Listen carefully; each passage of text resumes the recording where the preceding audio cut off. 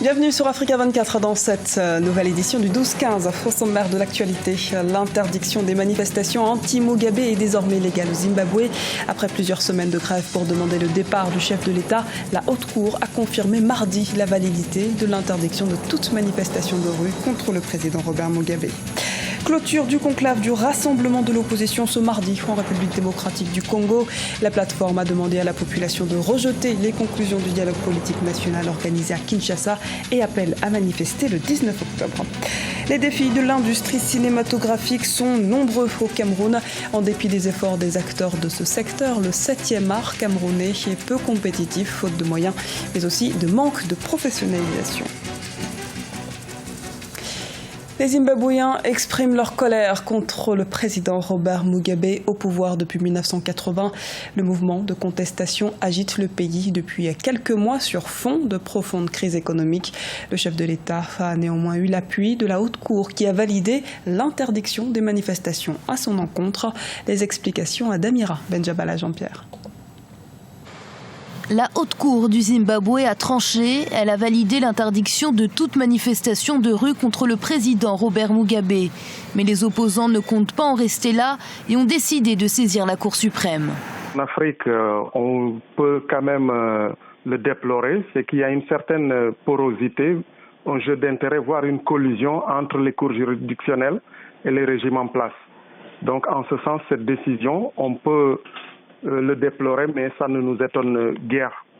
Au pouvoir depuis 1980, le président Robert Mugabe fait face à une contestation populaire sans précédent. Chômage, inflation, retard des salaires pour les fonctionnaires. Les Zimbabwéens, selon plusieurs observateurs, en ont assez et exigent aujourd'hui le départ immédiat du chef de l'État.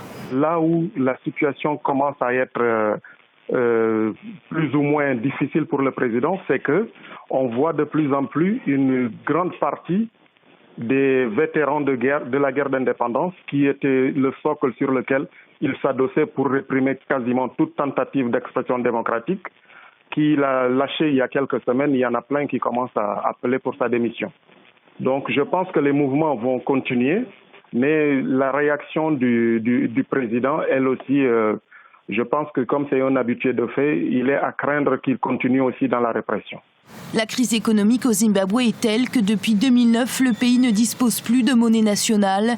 Les transactions se font alors en dollars américains, en euros ou en rand sud-africains. Aujourd'hui, la situation s'est aggravée. Le pays n'aurait plus de liquidité. Les députés ivoiriens débutent depuis ce mercredi l'examen du projet de loi sur la nouvelle constitution voulue par le président Alassane Ouattara. Parmi les changements importants figurent la création d'un poste de vice-président choisi par le chef de l'État, de nouvelles conditions d'éligibilité à la magistrature suprême, notamment la nationalité du candidat à la présidentielle, qui doit simplement être ivoirienne, née de père ou de mère, eux-mêmes ivoiriens d'origine. Ajoutons par ailleurs la création d'un Sénat ou encore l'extension des compétences du Conseil économique et social qui donne son avis sur les projets de loi.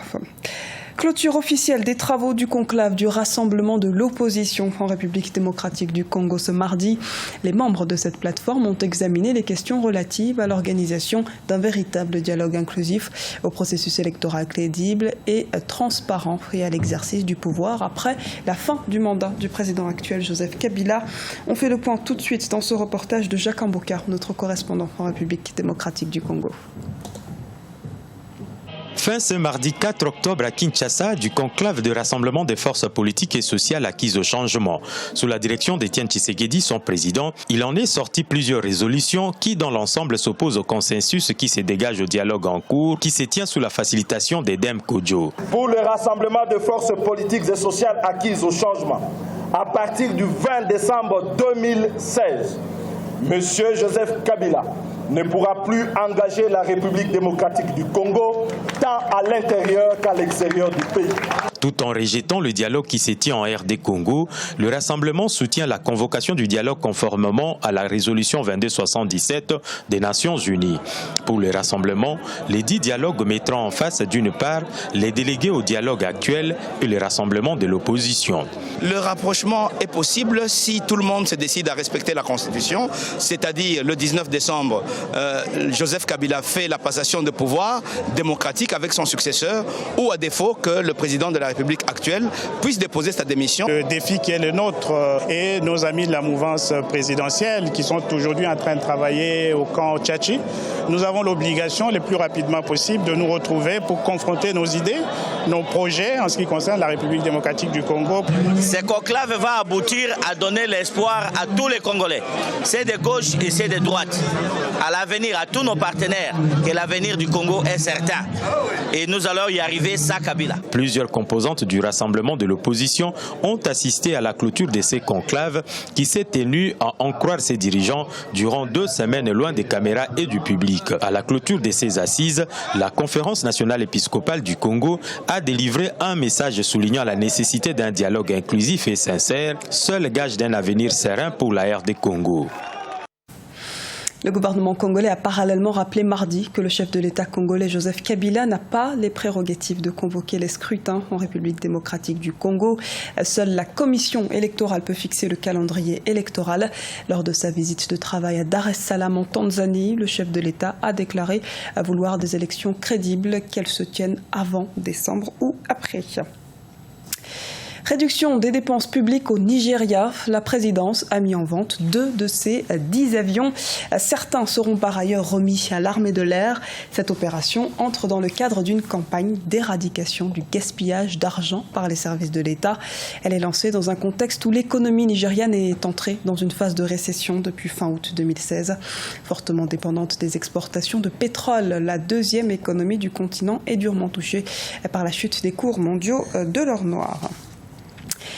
Des nouvelles rassurantes de l'état de santé de Rigobert Song, l'ex-capitaine de l'équipe nationale de football du Cameroun, victime dimanche d'un accident vasculaire cérébral et sorti du coma. L'ancien international se trouve depuis ce mercredi 5 octobre en France, à l'hôpital La Pitié-Salpêtrière, qui poursuit la prise en charge de l'actuel sélectionneur de l'équipe A du Cameroun. État des lieux à présent de l'industrie cinématographique camerounaise. Le 7e art peine à s'imposer, tant au niveau national qu'international. L'absence des moyens financiers, le manque de formation professionnelle ainsi que l'insuffisance d'accompagnement politique sont décriés par les acteurs du secteur. Les précisions d'Habib Faye.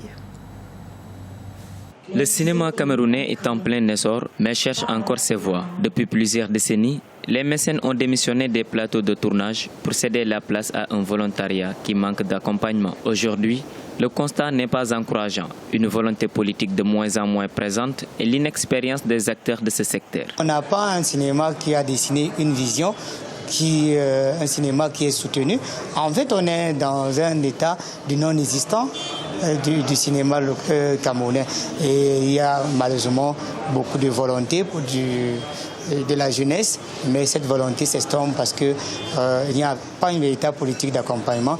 Donc c'est une espèce d'agonie en permanence, même si elle peut contraster avec la volonté de quelques opérateurs. Malgré les multiples efforts des acteurs de ce secteur, le cinéma camerounais est toujours plongé dans une léthargie qui l'empêche d'être compétitif.